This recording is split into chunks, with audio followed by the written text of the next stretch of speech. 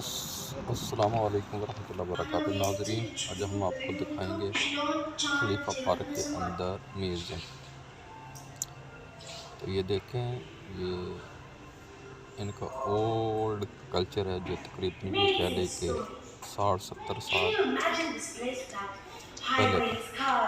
जैसे ये लोग रहते थे, ये बैठे हुए, ये सेम स्टिच बनाए हुए हैं इन लोगों के।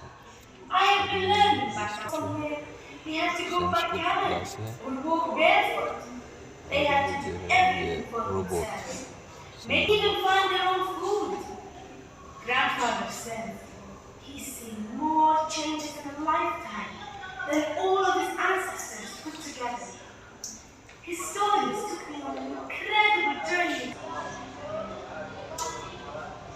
तो ये देखें नाज़रीन, इनका ये ओल्ड क्या 60 साल The sea is in our blood. 70 साल Our people have made a living along these shores for more than 7,000 years, gathering shellfish, catching fish, and diving for pearls. Our hearts beat to the rhythm of the sea. These waters contain one of the finest fish, seaweed, tuna, and hammoud. Our forefathers made their nets and fish traps from woven palm leaves. Their boats were made of palm sticks bound together with rope. Sudden storms and high winds meant that fishing was dangerous but rewarding work. Fish that wasn't eaten immediately was hung up to dry or preserved and sold. Some of it we ate, and some we exchanged with traders for other things like tea and rice.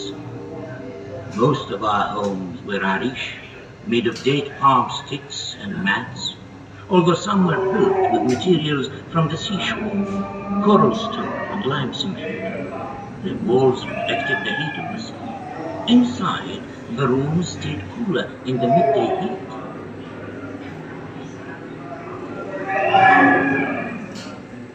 अब इनका ज़्यादातर पेशा जो होता था ये माहिर रहता था।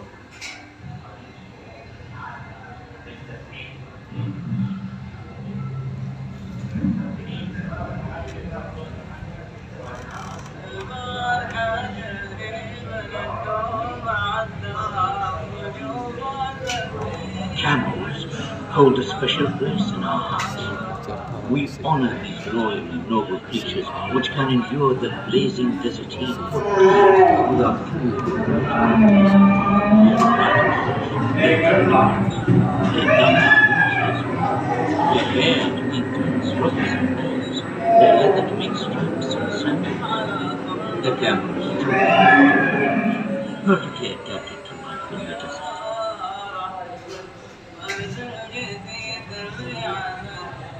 These camels have been loaded with dates, dried fish, household goods and food. They used to cover huge distances to reach the oases inland at Liwa and Alain, along routes that camels have traveled for generations. Camel trains carried wood, charcoal, food and fodder back and forth between the coast and the inland oases, bringing much needed supplies. They also transported animals everywhere from the coast to the oases to escape the worst of the summer humidity.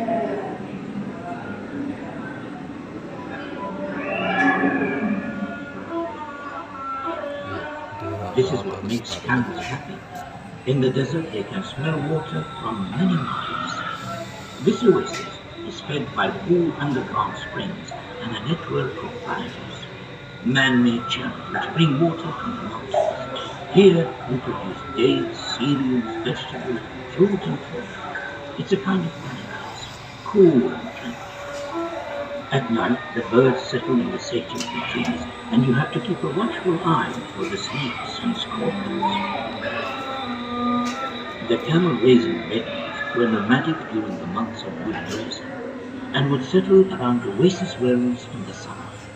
Many would live in traditional desert tents made of woven cloth.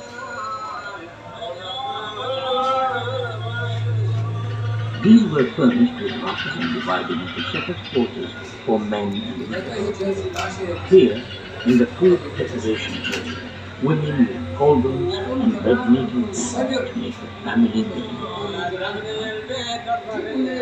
Next door, in the majlis, the men's quarters, the men would meet in the evening to talk and drink coffee.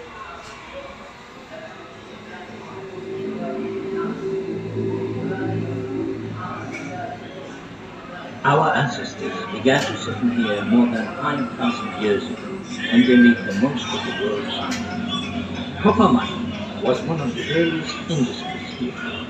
Miners hammered away at rocks with handmade tools to uncover seams of copper ore in the mountains. Sometimes they would use fire to crack rock face. It was a dark, dangerous place too.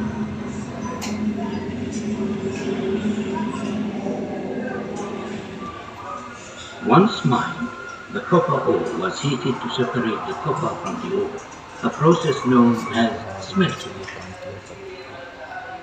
Molten liquid copper was poured into molds to make tools, weapons, and jewelry.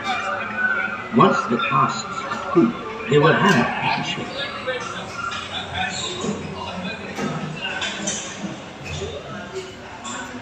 Settle down, please, children.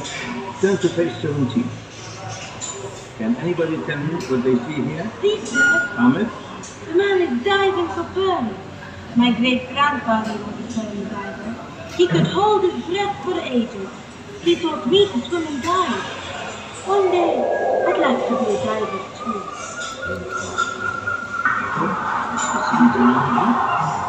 In the last century, huge fleets of foreign vessels set out from Abu Dhabi every summer.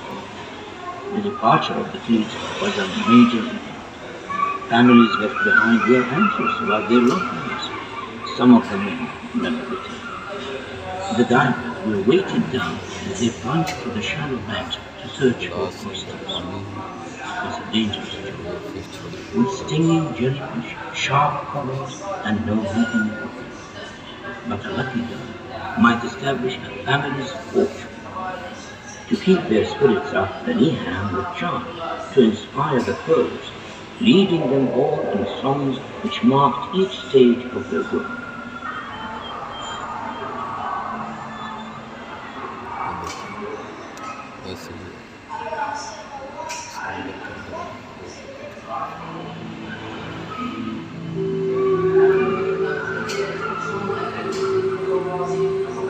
Since oil was discovered in the Emirates more than 40 years ago, Abu Dhabi has become one of the world's major oil producers. Much of this oil comes from under the sea. A network of offshore drilling. That's what I would like to be when I grow up, Grandfather. A diver. A bit like your father. The underwater pipelines are maintained by highly skilled commercial divers. They wear protected suits and dive to the seafloor to work on the pipes, moving through the murky waters amongst the fishes and creatures of the sea.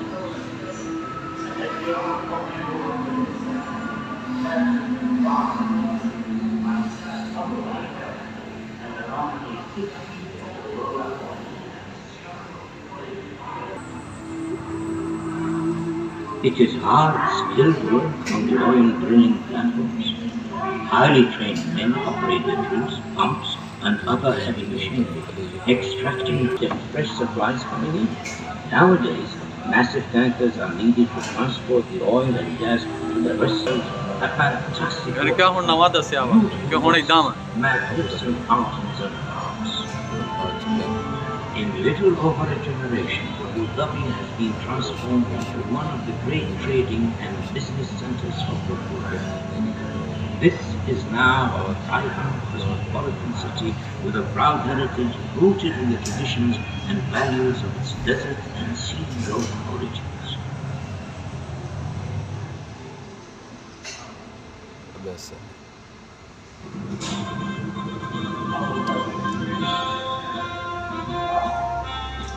Isn't it amazing how much everything has changed in less than a single lifetime?